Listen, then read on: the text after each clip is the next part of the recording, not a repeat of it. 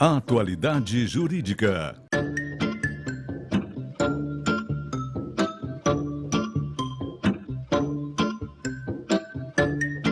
Com Odilon Garcia Júnior e Ivone Garcia. Estamos chegando com o nosso Atualidade Jurídica e hoje nós vamos falar sobre rescisão do contrato de trabalho. Para isso estão conosco aqui dois profissionais convidados do Garcia e Garcia Advogados Associados. São eles a doutora Renata Saraiva e o doutor Alberto Rosman. Doutor Alberto, vou lhe pedir que o senhor abra esse nosso quadro, que sempre a gente tem aquela ideia de prevenção, né? De explicar para o nosso telespectador e tirar todas as dúvidas. Eu queria que o senhor abrisse nos falando um pouquinho sobre desse tema que nós vamos debater hoje. Certo, Goracino. O programa de hoje a gente vai tratar sobre a rescisão do contrato de trabalho e novamente com o nosso interesse preventivo. No programa anterior nós trabalhamos sobre as causas de demissão justa.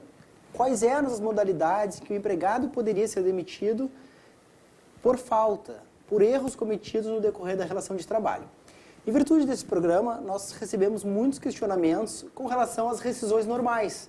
E são sobre essas que nós vamos trabalhar hoje. Claro. Tanto quando o empregado, por sua opção, pede a demissão, quando o empregador entende por demiti-lo.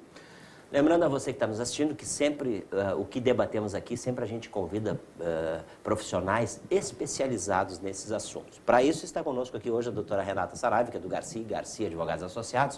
Doutora, eu quero abrir esse nosso quadro, logo depois da consideração do doutor Alberto Rosman, lhe perguntando quando ocorre a rescisão do contrato de trabalho e em quais situações? Bom, Garcia, a rescisão do contrato de trabalho é o término, é o final daquela relação de emprego que existia entre o empregado e o empregador. Como já bem ponderou o doutor Alberto, essa ruptura da relação de emprego, ela ocorre por iniciativa, ela pode ocorrer por iniciativa do empregado, por iniciativa do empregador, por culpa recíproca, tanto do empregador quanto do empregado.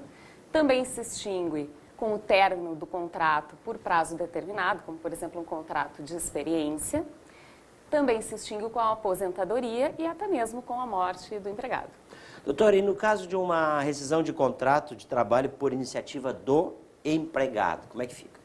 Nós temos duas possibilidades de rescisão do contrato de trabalho por parte do empregado. A primeira delas é aquela mais comum, que é o pedido de demissão. Não lhe serve mais aquela relação e ele então pede para sair daquela relação de trabalho. A segunda é a rescisão indireta, que nós chamamos, que seria a justa causa do empregador.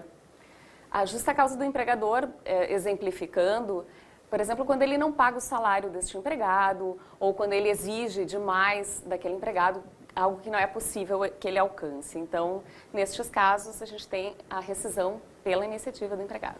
E é importante complementar agora, assim, nesse sentido, que quando se fala em rescisão indireta, isso representa uma justa causa do empregador. O empregador também não pode cometer faltas com relação ao seu empregado sob pena dele sofrer uma rescisão por justa causa. E com isso, o empregado ter os mesmos direitos de que se tivesse sido demitido. Claro. Doutora Renata, quais os casos de rescisão por iniciativa do empregador e a culpa recíproca? Bom, os casos de iniciativa, rescisão por iniciativa do empregador, Guaraci, também são dois. O primeiro é aquele mais comum, né, que é a rescisão imotivada. Ele não quer mais trabalhar com aquele empregado e o demite, né? O segundo seria pela justa causa do empregado, que inclusive nós já tratamos aqui em outra oportunidade no teu programa. A culpa recíproca, ela ocorre quando tanto o empregador quanto o empregado cometem faltas graves, né, que justifiquem a rescisão do contrato de trabalho. Nestes casos, o ônus da rescisão ele é dividido entre os dois.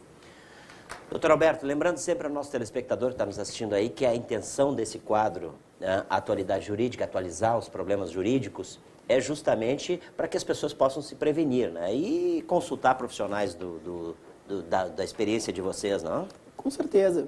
A gente sempre traz à discussão aqui esses assuntos ilustrativos, porque é uma relação de trabalho, já tivemos a oportunidade de falar isso, ela não é tão simples. Ela observa regras, ela tem que necessariamente considerar os direitos do empregado, considerar os direitos e os deveres da empresa e, com isso, todos conseguem atender e cumprir aquilo que lhes compete. Para isso, lembrando, a gente convida sempre profissionais especializados nos assuntos que a gente debate. Sendo assim, doutora, vamos para a última pergunta, então, né, para o nosso telespectador ficar bem esclarecido. Doutora, e quais são os direitos e verbas que devem ser pagas ao empregado em cada tipo de rescisão? Essa primeira tabela que está aparecendo no vídeo, Guaraci, diz respeito ao contrato de trabalho com menos de 1 ano. Aqui nós fazemos essa diferença porque os contratos de trabalho com menos de 1 ano não precisam ser, a rescisão não precisa ser homologada no sindicato, ao contrário daqueles contratos que têm mais de 1 ano. Ali na primeira linha, nós vemos quais são as verbas que devem ser alcançadas a este empregado no momento da rescisão. E na primeira coluna, os tipos de rescisão do contrato de trabalho. Ela é bem exemplificativa, né? Ali consta quais as parcelas que recebe e quais que não recebe em cada tipo de rescisão do contrato de trabalho. A segunda tabela, que deve estar aparecendo agora no vídeo para vocês, diz respeito aos contratos de trabalho com mais de 1 ano. Então, ali também, na primeira coluna, constam os tipos de dispensa, de rescisão, e na primeira linha também as verbas que devem ser alcançadas ao trabalhador no momento da rescisão do contrato de trabalho. Eu chamo a atenção, Guaraci, para o prazo para que se pague essas verbas ao empregado no momento da rescisão. Ao término de um contrato por prazo determinado, essas verbas elas devem ser pagas até o primeiro dia útil posterior ao término do contrato. Nos demais casos, a rescisão ela deve ser paga a este empregado até 10 dias depois em que é formalizada essa rescisão.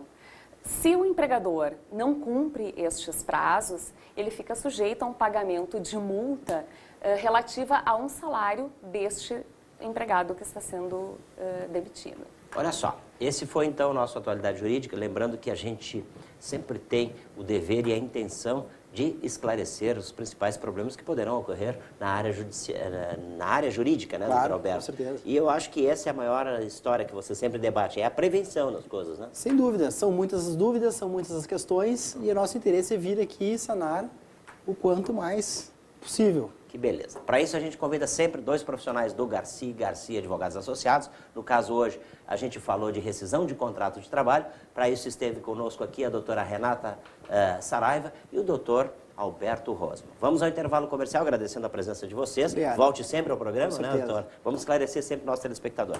Esse foi o nosso Atualidade Jurídica de hoje. Vamos ao intervalo comercial e voltamos já já. Oferecimento Garcia e Garcia Advogados Associados.